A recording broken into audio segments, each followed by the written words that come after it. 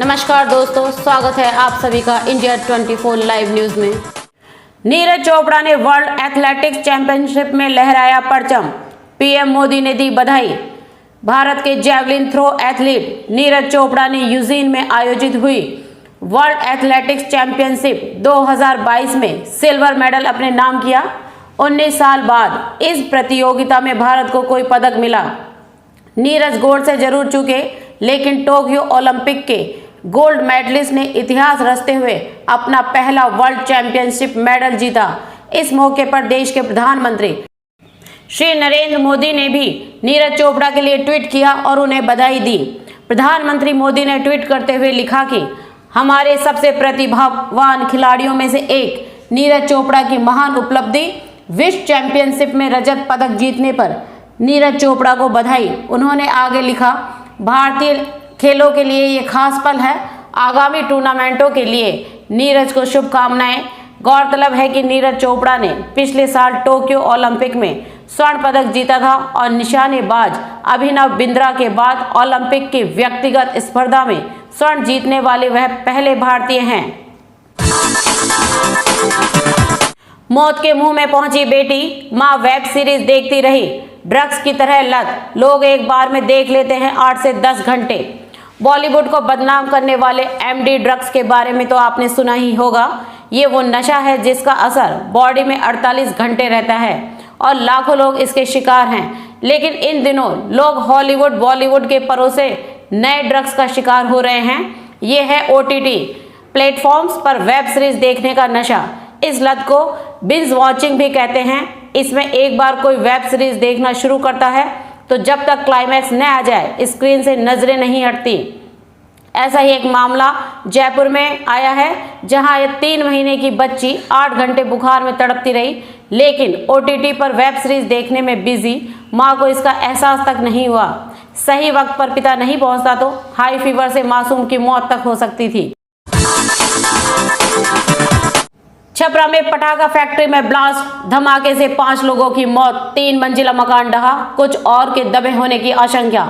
बता दें कि बिहार में छपरा जिले के खोदाई बाग में रविवार सुबह करीब 11:45 पर एक पटाखा फैक्ट्री में ब्लास्ट हुआ। इसमें 5 लोगों की मौत हो गई, 5 घायल बताए जा रहे हैं। कुछ लोगों के मलबे में दबे होने की भी जानकारी सामने आई है।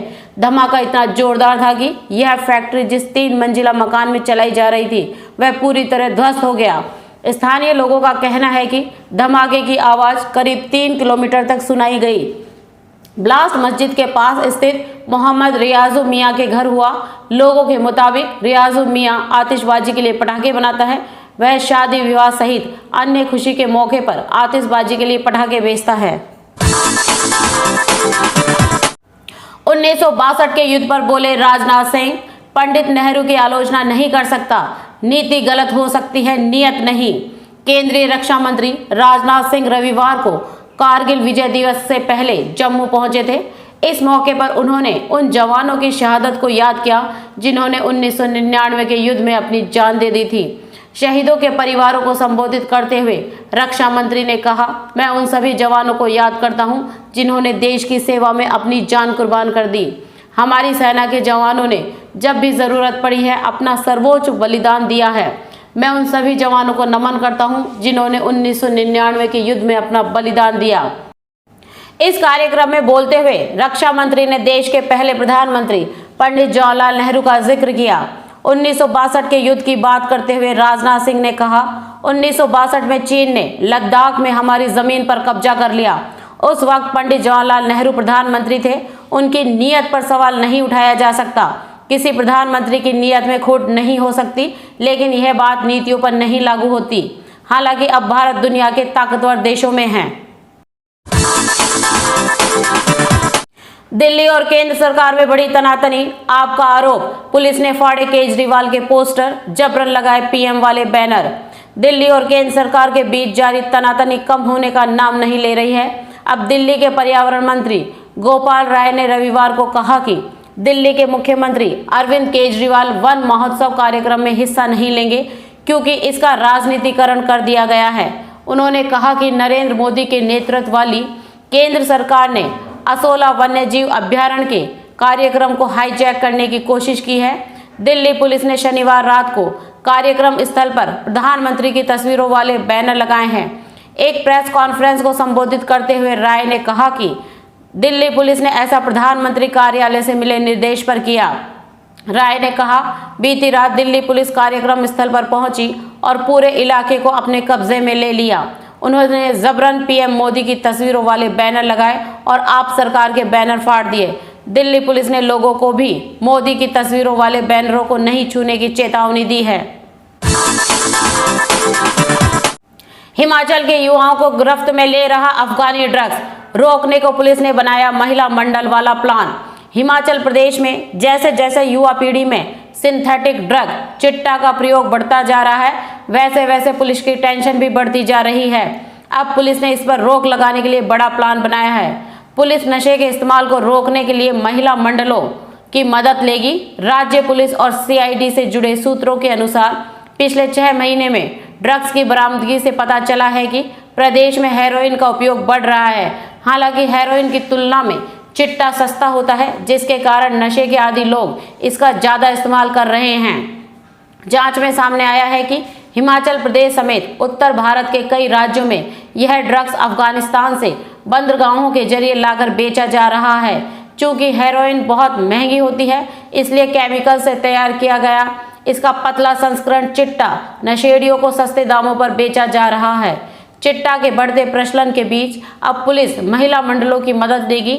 ये महिलाएं ऐसे नशेड़ियों पर नजर रखेंगी और पुलिस को इसकी जानकारी देगी। पार्थ चटर्जी के खिलाफ ईडी जांच तय समय में हो। अर्पिता मुखर्जी का पार्टी से कोई संबंध नहीं।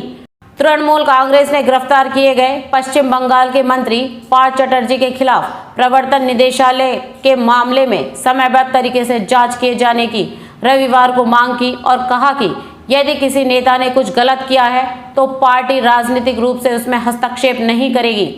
ईडी ने पश्चिम बंगाल में शिक्षक भर्ती घोटाले की जांच के सिलसिले में राज्य के कई हिस्सों में गत शुक्रवार को छापेमारी की थी और चटर्जी की निकट सहयोगी एक महिला के आवास से कम 20 करोड़ रुपए नकद और अन्य सामान बरामद किया था। भाजपा प्रवक्ता ने सोनिया गांधी को कहे अपशब्द। कांग्रेस ने नड्डा से की शिकायत। गोवा में अवैध बार मामले में टीवी पर एक डिबेट के दौरान भाजपा प्रवक्ता प्रेम शुक्ला ने कांग्रेस अध्यक्ष सोनिया गांधी पर अभद्र टिप्पणी की। इसके बाद कांग्रेस महासचिव जयराम रमेश ने मानहानि का केस दायर करने की चेतावनी दी। बता दें कि स्मृति ईरानी की बेटी का कथित तौर पर अवैध बार मामले में नाम सामने आने के बाद भाजपा व कांग्रेस आमने सामने है।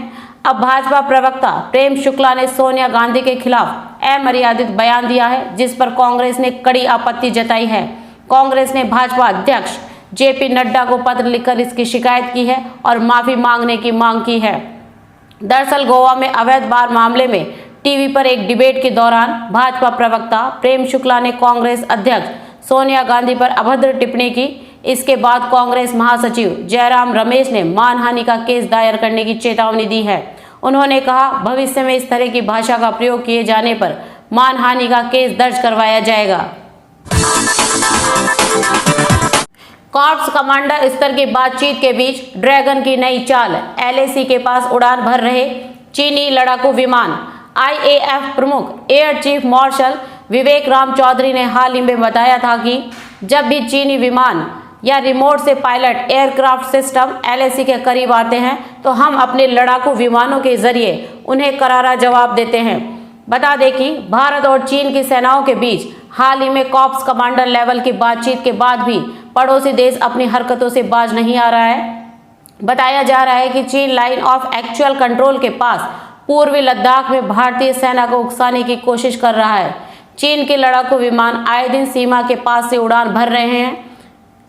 चीनी एयरक्राफ्ट पिछले 3-4 हफ्तों से भारतीय सीमा के पास उड़ान भरते दिखाई दे रहे हैं। उनका मकसद सीमा पर भारतीय सेना की तैनाती पर नजर रखना हो सकता है। हालांकि भारतीय वायुसेना एलएसी पर चीन की हर हरकत पर करीब से नजर बनाए हुए हैं और किसी भी स्थिति से निपटने के लिए तैयार है। भारतीय सेना मामले को किसी भी सूरत में आगे नहीं बढ़ने देना चाहती। अग्निवीरों का भविष्य क्या होगा? अग्निपथ स्कीम पर राहुल गांधी ने पीएम मोदी को घेरा। कांग्रेस नेता और पार्टी के पूर्व अध्यक्ष राहुल गांधी ने अग्निपथ योजना को लेकर एक बार फिर से केंद्र की मोदी सरकार पर निशाना साधा है। बता दें कि भारतीय वायुसेना में अग्निपथ योजना के तहत अग्निवीरों की भर्ती के लिए आज 24 जुलाई से परीक्षा शुरू हो गई है। इस बीच राहुल गांधी ने कहा कि प्रधानमंत्री नरेंद्र मोदी की प्रयोगशाला के इस नए प्रयोग के चलते देश की सुरक्षा और युवाओं का भविष्य खतरे में है। उन्होंने ट्वीट किया, 60,000 सैनिक हर साल रिटायर होते हैं, उनमें से सिर्फ 3,000 को सरकारी नौकरी मिल रही है। 4 साल के ठेके पर हजारों की संख्या में रिटायर होने वाले अग्निवीरों का भविष्य क्या होगा? प्रधानमंत्री की प्रयोगशाला के इस नए एक्सपेरिमेंट से देश की सुरक्षा और युवाओं का भविष्य दोनों खतरे में हैं। क्या फेंकता है? नीरज चोपड़ा के कमाल पर वीरेंद्र सहवाग का ट्वीट बम बम हुआ सोशल मीडिया। नीरज चोपड़ा ने वर्ल्ड एथलेटिक्स चैंपियनशिप में सिल्वर मेडल जीतकर इतिहास रच दिया है। उन्होंने चैंपियनशिप के इतिहास में देश को यह दूसरा मेडल दिलाया। नीरज की इस उपलब्धि पर प्रधानमंत्री नरेंद्र मोदी ने बधाई दी। साथ ही खेल जगत से भी सचिन तेंदुलकर, वीरेंद्र सहवाग, साइना नेहवाल और आईपीएल की टीमों ने भी नीरज को शुभकामनाएं दी। इसमें सहवाग का ट्वीट काफी वायरल हो रहा है, जिन्होंने कहा कि नीरज चोपड़ा क्या फेंकता है। सहवाग ने ट्वीट में लिखा, आज से सालों तक ऐसी पीढ़ी होने वाली है जिनके लिए क्या फेंकता है कहना एक बड़ा कॉम्प्लीमेंट होगा। चैंपियन नीरज चोपड़ा ने वर्ल्ड चैंपियनशिप में सिल्वर मेडल जीतकर एक बार फिर देश को गौरवान्वित किया है। स्मृति ईरानी ने कांग्रेस नेताओं को भेजा लीगल नोटिस, बेटी पर लगाए आरोपों पर की माफी की मांग। केंद्रीय मंत्री स्मृति ईरानी ने अपनी 18 वर्षीय बेटी पर टिप्पणी को लेकर कांग्रेस नेता पवन खेड़ा, जयराम रमेश, नेता डिसूजा और कांग्रेस को कानूनी नोटिस भेजा और उनसे बिना शर्त लिखित माफी मांगने और आरोपों को तत्काल प्रभाव से वापस लेने के लिए कहा है। भारत में मंकी पॉक्स के 4 केस मिलते ही हड़कंप, केंद्र सरकार ने बुलाई उच्च स्तरीय बैठक।